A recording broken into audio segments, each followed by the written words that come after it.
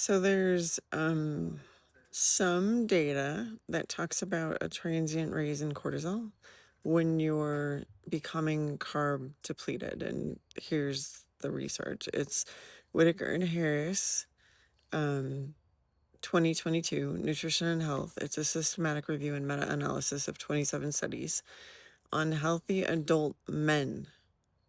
It says nothing about menopause. The study's on healthy adult men. Now, there are some studies on very low calorie diets and ketogenic diets together combined, and that did create a significant stress response. So, if you're going to do keto and you're switching and going low carb, you need to keep, in order to not have the cortisol response, your calorie intake elevated. So you'd need probably around 1,500 calories minimum and somewhere up to like 1,800. There is no specific trial on women in menopause and keto, period. Absolutely none. There's nothing in the research. So when people are saying, oh, ketogenic diets spike cortisol in menopausal women, they're not quoting literature. They might be seeing that anecdotally in a few clients, but they're not seeing it in the literature because it hasn't actually been studied.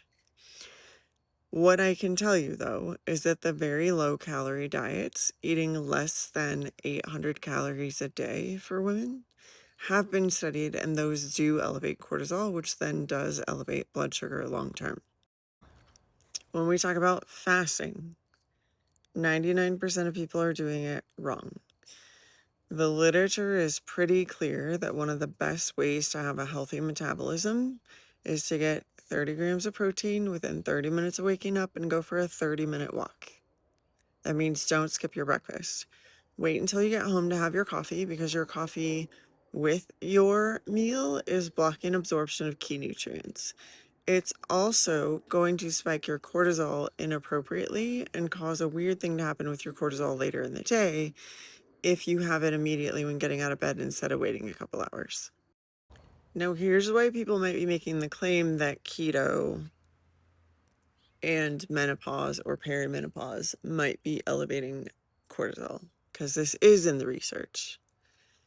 The drop in estrogen causes a lack of ability to buffer the stress response.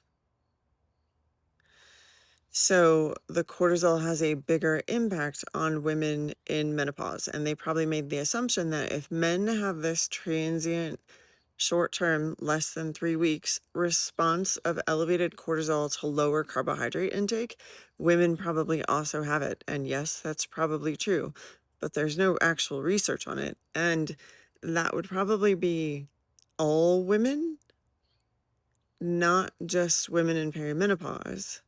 But because of a lack of estrogen in perimenopause, menopause, you could have a larger response to that depletion of carbohydrates.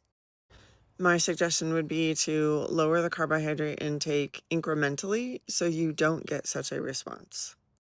I'm teaching a webinar on 9/1. You can sign up with all the things if that helps you understand it any better.